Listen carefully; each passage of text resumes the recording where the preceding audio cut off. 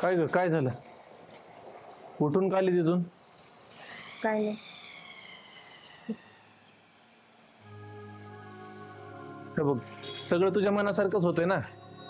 तुला मुक्त व्हायचं होतं, तुला डिवोर्स हवा होता.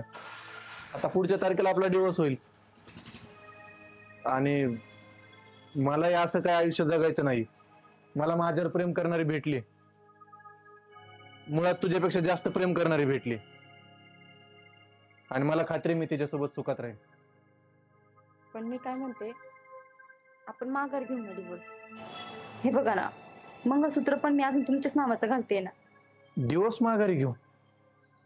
अगं, तुला त्याच वेळी समजून सांगत होतो ना मी, कोणत्या नवरा बायकोत भांडणं होत नाहीत. आणि अशा छोट्या मोठ्या गोष्टीमुळे आपली हे जे नातं आहे हे डिवोर्स पर्यंत आलंय. आज पुढच्या तारखेला आपला डिवोर्स होईल आणि मंगळसूत्राचं काय सांगतेस ग? नवऱ्याचीच किंमत ठेवली नाही असतं, त्या मंगळसूत्राची काय किंमत राहणार आहे?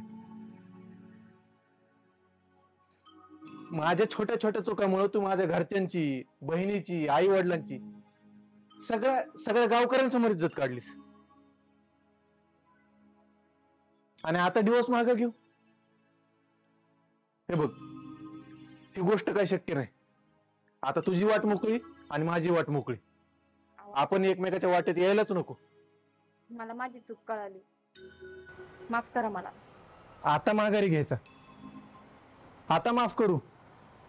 ही गोष्ट ना तू तेव्हा बोलायला पाहिजे होती, जेव्हा वेळ होता. मी तुला त्यावेळेसही सांगत होतो तू माझ्याकडे परत येशील, पण ही वेळ निघून गेलेली असेल आणि मी दुसऱ्या कोणाचा तरी असेल. ती वेळ आत्ता आलीये. ऐका ना, एवढं एकदा एकदा माफ करा मला. मी परत चांगलं राहीन आहो तुमच्या सोबत. हे बघ, एखादा चांगला मुलगा बघ आणि त्याच्याशी लग्न कर. आणि जशी माझ्याशी वागलीस ना तशी त्याच्यासोबत वागू नको. काळजी घ्या. चल ग. तुम्ही चला पुढे, मी 2 शब्द बोलतो तुमचे.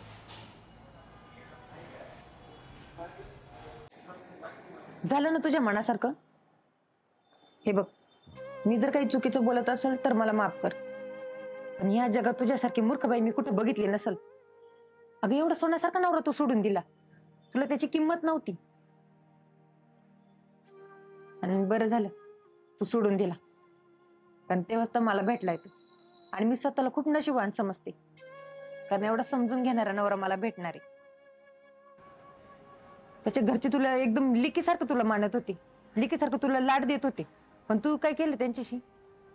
वाईट वागलीस ना. अगं, एवढं काळजी करतो तो, एवढं समजून घेतो. खरंच मी जे काही केलं ना ते मला वाटतं मी योग्यच केलंय. पण तू जे काही केलंय ना ते आता भोगत बस. हे घे लग्नपत्रिका आणि आमच्या लग्नाला नक्की ये.